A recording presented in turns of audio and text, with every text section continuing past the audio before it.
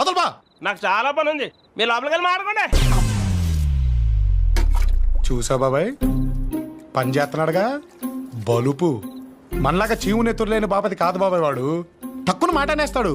ఎందుకంటే వేళ మనం వాడిని ఇక్కడ పనిలోకి తీసామనుకో, ఈ ఇంట్లో కాకపోయినా ఏ ఇంట్లో అయినా పని చేసుకుంటూ బతుకుతాననే ధైర్యం బాబాయ్ వాడికి. నాన్నోయ్ రా, భోజనాలు రెడీ అట, తిందా. నీ కడుపును పుట్టి నిన్ను చూస్తూ వాడు నీలాగే తయారవుతాడు కానీ ఆడు ప్రయోజకుడు ఎందుకు అవుతాడు బాబాయ్?